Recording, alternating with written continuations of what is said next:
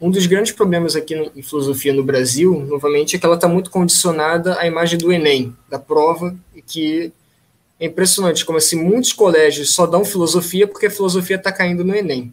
Se esse ano, agora no caso, no ano que vem, não tiver nenhuma questão de filosofia no Enem, você pode ter certeza que muitas escolas vão jogar a filosofia de lado, não vão mais ter aulas de filosofia. Então, claramente, né, esse não é o melhor ethos para a gente trabalhar filosofia com nossos alunos. Até porque a gente vai estar sendo cobrado, vai ter uma cobrança pairando sobre os professores, que eles preparem seus alunos não para filosofar para a vida, não para pensar os problemas do seu tempo, mas para que eles sejam capazes de passar na prova do Enem. Claro, isso vai variar de escola para escola, tem escolas que são excelentes, dão muita liberdade para seus professores, e isso é ótimo, mas eu imagino que em outros casos, assim, alguns perfis de escola, o que seja condicionante mesmo seja isso, né? Seus alunos têm que estar preparados para passar em uma prova.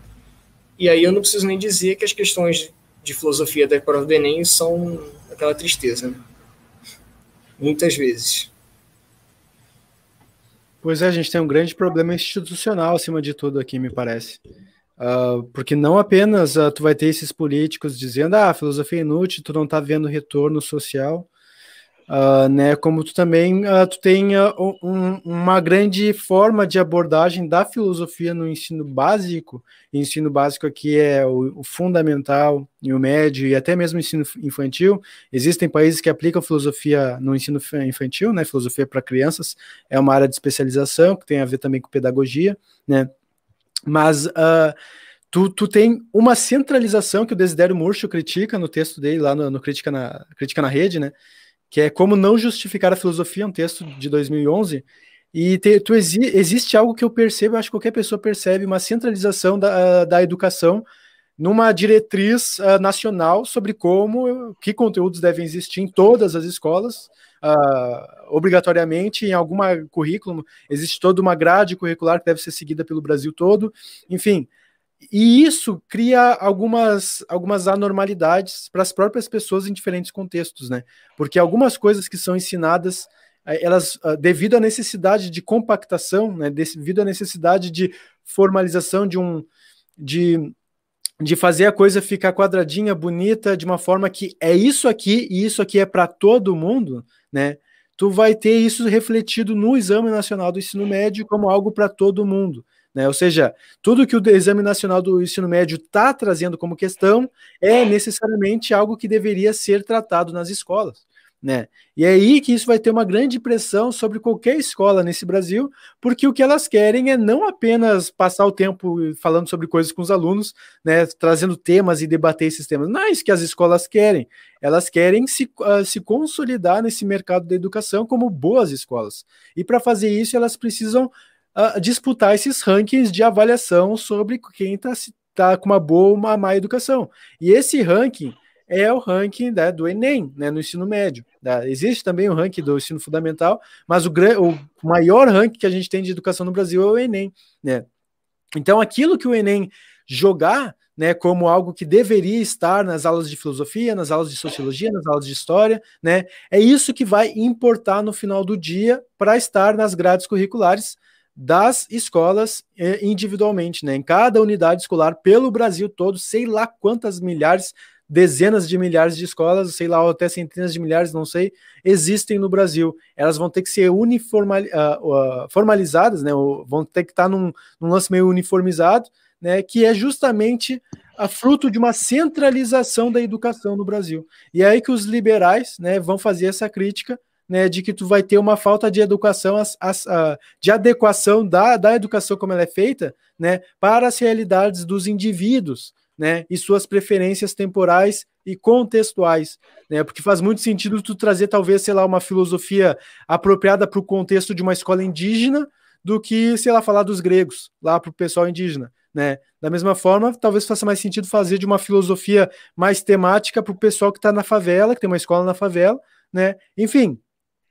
Tudo isso só vai ser possível na medida em que a gente descentralizar a educação, né, e os parâmetros educacionais de boa qualidade do ensino filosófico. Só que, mesmo que isso seja feito, isso já vai ter uma grande dificuldade de implementação no Brasil, porque a grande maioria das escolas querem diretrizes para facilitar o seu próprio processo de guiar o aluno, né? E se essa completa liberalização e privatização do ensino, ou mesmo por vouchers, como aconteceu no Chile, né, que melhorou o ranking internacional do Chile no mundo todo, né, se tu for implementar alguma coisa assim de tipo descentralizado na educação no Brasil, tu vai ter uma constante disputa por formas variadas de educar as pessoas, né? E algumas vão fazer mais sentido em determinado contexto, outras vão fazer sentido em qualquer outro contexto, enfim, tu não vai ter mais essa centralização do que as pessoas devem aprender. E aí tu vai ter mais autonomia nas escolas municipais, estaduais, ou o que for, e isso pode ser mais proveitoso para as pessoas começarem a estudar porque elas querem estudar, e não porque tem que passar no Enem. Eu entendo isso, mas aí de novo é aquele problema, né? Se no final das contas o Enem vai ser o centro das atenções, né? Vai continuar. Se no Enem cair uma questão sobre a cavalidade do cavalo, professor de filosofia no Acre, no Rio Grande do Sul, no Rio de Janeiro, no Espírito Santo, qualquer lugar, vai de alguma forma ficar forçado a ter que explicar a porcaria da cavalidade do cavalo. Então, de fato, seria muito melhor, né, que a gente pudesse abordar coisas que estão mais ligadas à realidade das pessoas com a qual a gente está falando. E essa, com certeza, é diferente dependendo de onde a gente está, de qual público a gente está falando. Né? É sempre bom lembrar aquela paráfrase do Aristóteles que eu ouvi umas 500 e 1000 vezes lá nas minhas aulas de estágio. Todo discurso é um discurso para um determinado público, em uma determinada circunstância, proferido por um determinado falante, que visa mobilizar certo repertório para a promoção de determinados fins, né? Alguma coisa assim. Para que público eu estou falando? Que material eu tenho em mãos? Por que eu quero falar isso? Em que circunstância eu me encontro? São todas perguntas relevantes que eu tenho que fazer, que, sendo bem respondidas, sendo bem compreendidas, potencializam muito a aula que eu vou dar e o interesse das pessoas que vão estar assistindo. O problema é que, muitas vezes, fatores externos, seja o Enem, seja o que quer que seja ótimo, né? Seja o Enem ou qualquer outro tipo de pressão externa, acaba complicando um pouco a nossa vida, né? E aí, bom, tem essa questão da privatização, que eu vi lá no texto do Desidério, de novo, tem aquela ressalva que o Sérgio fez, que eu esqueci de fazer, que era muito importante, eu não sei bem se ele está falando de Portugal, não sei se ele está falando daqui, não sei se ele está falando de forma geral, mas eu acho que continua o problema do Enem, né? Se no final das contas a avaliação for a mesma, se no final das contas a gente entende que a filosofia está só preparando para uma prova, o problema continua, infelizmente. Pois é, no final do dia, a utilidade da filosofia no ensino básico, ou seja, para fins educacionais, a utilidade vai ser respondida conforme ela consegue dar ou não respostas úteis para um exame nacional do ensino médio. Exato. Né?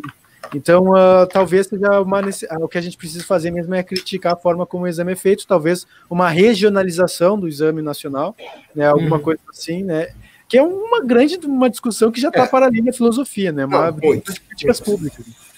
É uma questão muito mais ampla do que a nossa área aqui, que seria talvez a mais importante de ser discutida, mas também acho que a gente poderia, dada a situação que a gente encontra, se valer da formulação do Enem como ele é feito hoje para tentar justificar um pouco mais a nossa importância. Não só para responder a porcaria da questão de múltipla escolha sobre a cavalidade do cavalo, mas lembrar aos nossos alunos que eles têm uma redação a fazer. E aí, uma aula de filosofia voltada para a argumentação, como a Glenda falou, ou até mesmo sobre os autores e coisa assim, dependendo de como for abordado, sobre problemas atuais que possam vir a ser tema de redação, eu não tenho dúvida nenhuma de que a filosofia, até mesmo para preparar para a prova ruim do Enem, ela é útil. E aí o útil mesmo, né? Um meio para levar ao fim, para a aprovação. Pois é, parece que tem uma forma, me parece que tem uma forma, então, da gente manter o exame nacional, mas só adaptar para essa forma temática de filosofia, ou seja, tu traz essas questões que elas seriam abordadas de forma autônoma pelas escolas, né? Mas sem focar no autor, sem focar numa ideia específica, mas fazer o aluno desenvolver sobre aquela questão, e isso seria avaliado tal como se avalia redações hoje em dia. Né? A gente precisa de uma reformulação muito grande. Em resumo, é isso. O que eu acho que seria legal é que... Fala, Sérgio, desculpa. Eu ia falar, tipo, tem toda essa problemática do Enem e tal, só que eu vou mais pro lado do que o Marcelo falou. Se a gente pegar a filosofia e ir mostrando as aplicações em várias outras áreas, não só em redação fica mais óbvio, mas você mostra como que a filosofia pode te ajudar a interpretar texto, a pensar a biologia, pensar na química, pensar todas as áreas que você tem na escola, pensar na matemática e tal, né? Que matemática também é outra área que é pessimamente ensinada nas escolas. Isso pode ser mais útil agora do que tentar abolir o Enem, que é uma parada quase impensável, né? E além disso, tem todas as vantagens e desvantagens do Enem. Eu não acho que a gente pode falar que ele é uma prova horrível, porque o Enem foi muito útil para incluir pessoas no ensino superior.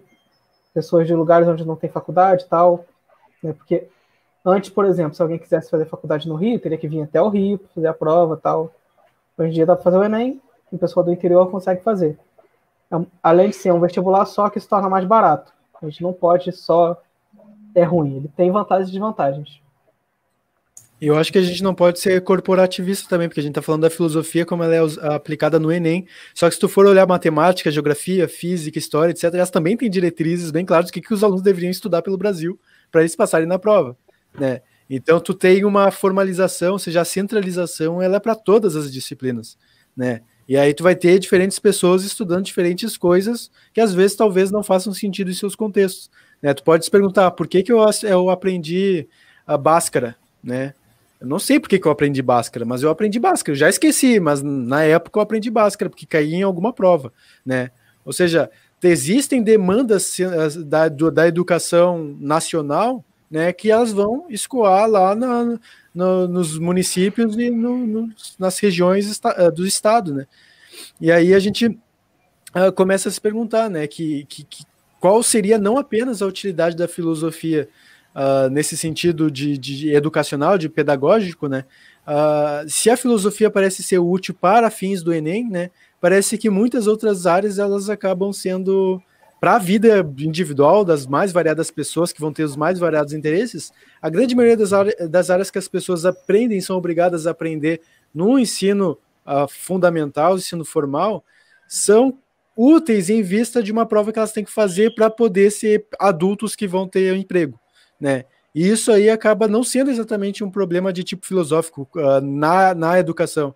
É um problema generalizado, eu acho, de qualquer educação que queira disputar rankings nacionais, internacionais de qualidade.